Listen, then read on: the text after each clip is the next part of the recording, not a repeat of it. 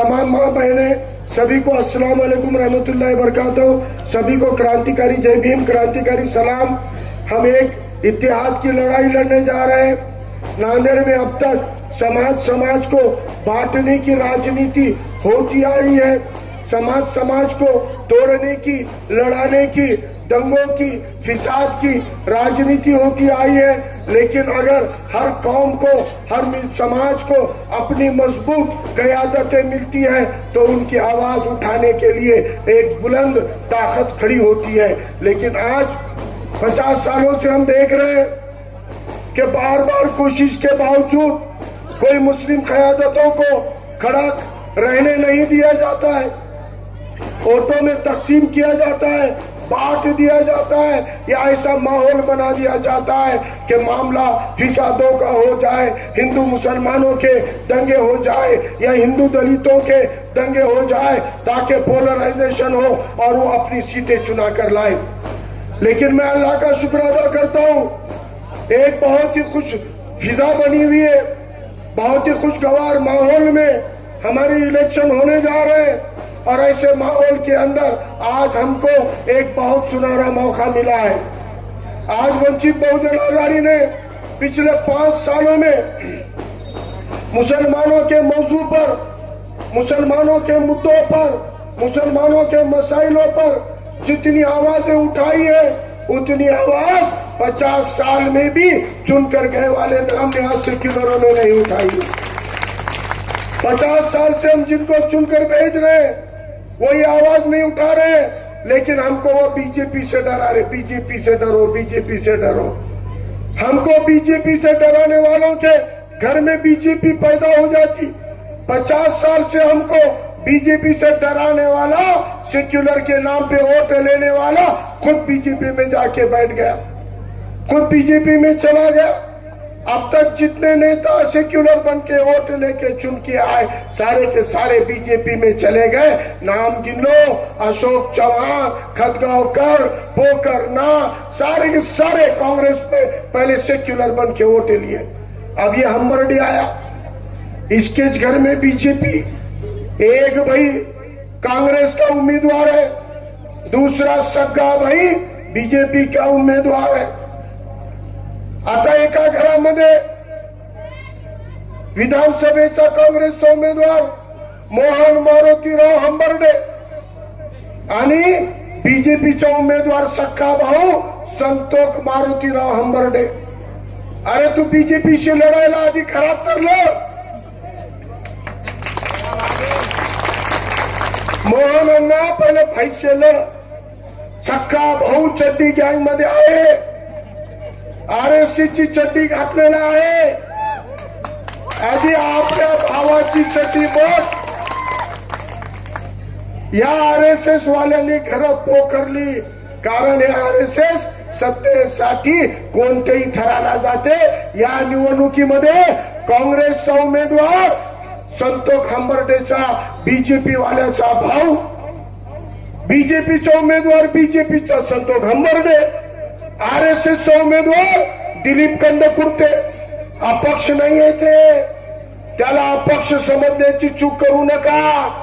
गेल्या निवडणुकांना अपक्ष म्हणून सेक्युलर लोकांचं मतदान फोडायचं काम केलं होतं। कंदकुर्ते अपक्ष नाही, आरएसएसचा। विश्वास होत नाही तर चड्डी घातलेली फोटो व्हायरल झालेली आहे त्याची, चड्डी घातलेली फोटो व्हायरल आहे। त्यामुळे मित्रांनो, यंदा आपल्याला एक प्रश्न विचारायचा आहे हंबर्डेला।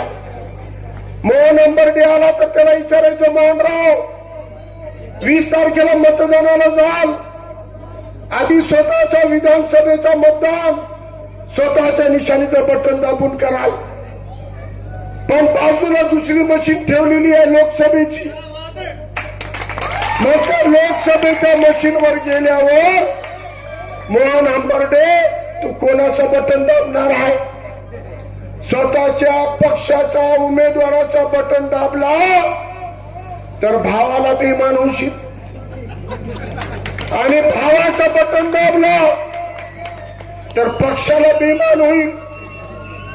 हे संतोष हंबर्डे संघ भी होणार आहे, हे मोहन हंबर्डे संघ भी होणार आहे। दोघेही भाऊ पक्षाला तरी बेमान होतील, नाहीतर भाऊ भावाला तरी बेमान होणार आहे. हे यांच्या धोरणातली बेमानी आहे, यांच्या धोरणातली बेमानी आहे. समजून घ्या. हे ज्या समाज घटकाच्या नावानं मतदान घेतात त्या समाजाच्या 179 आमदार आहेत विधानसभेमध्ये मराठा समाजाचे. 288 पैकी 179 आमदार, तरी मराठा समाजाला आरक्षण मागण्याची पाळी का आली? तरी आत्महत्या करणाऱ्या शेतकऱ्यांमध्ये 80% जास्त शेतकरी मराठा समाजाचे काय? एमपीएससी यूपीएससी पोलीस भरतीत नंबर लागला नाही तर आत्महत्या करणारे अर्ध्याहून अधिक विद्यार्थी मराठा समाजाचे काय? हे स्वतःच्या समाजाचे झाले नाही, तुमच्या आमच्या समाजाचे काय होणार आहे? तुमच्या आमच्या समाजाचे काय होणार आहे?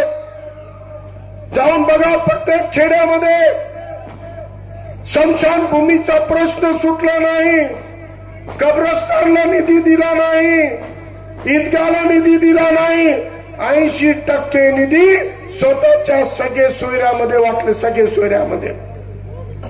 तेव्हा मग तुम्हाला दलितांच्या, मुसलमानांच्या, बौद्धांच्या वस्त्याही दिसत नाही आणि आमचे कामही दिसत नाहीत. या मार्केटला कोणताही माणूस येताना नाकाला कापड लावून येतो, कारण यांनी या मार्केटमध्ये स्वच्छतेसाठी हवे तसे बंदोबस्त केले नाहीत. या मार्केटला पाहिजे ते सुविधा दिल्या नाहीत.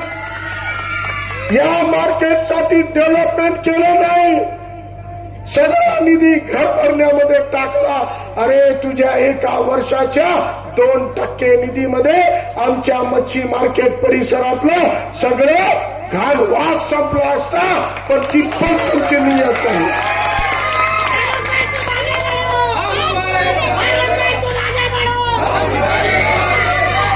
आता आम्हाला त्यांच्याकडे हात पसरवायची गरज नाही. या 2024 मध्ये वंचित बहुजन आघाडीच्या उमेदवाराच्या पाठीशी आदरणीय बाळासाहेब आंबेडकरांना मानणारा 25 ते 30 हजार आंबेडकरवादी समाज उभा आहे. 25 ते 30 हजार. गेल्या वर्षी भुलाथापांना, गेल्या निवडणुकीत भुलाथापांना बळी पडलेला माझा समाज सुद्धा या निवडणुकीमध्ये जागरूक झालेला आहे. माझा समाज माझ्या पाठीशी उभा झाला, माझ्या पाठीशी उभा झाला. मी तुम्हाला ताकदीने सांगतो, 20 तारखेला मतांची बाढ येणार आहे, मतांचा पूर येणार आहे आणि 23 तारखेला जश्ने नांदेड होणार आहे, जश्ने नांदेड होणार आहे. आता कोणत्या आमदाराच्या दारावर खेटर सोडायची गरज नाही. आपली आमदारकी आपणच मिळवून आणणार आहोत. आता आपल्या निधीतून आपल्या वस्त्यांचा, आपल्या समाजाचा, आपल्या आरोग्याचा, आपल्या शिक्षणाचा, आपल्या रोजगाराचा, आपल्या अत्याचाराचा प्रश्न आपणच सोडवायचा आहे. त्यामुळं आपण सगळ्यांनी गॅस सिलेंडर निशाणीवर बटन दाबा. याद रखो, 20 नवंबर 20 नवंबर 20 नवंबर. अल्लाह हाफिज. जय भीम, जय भीम.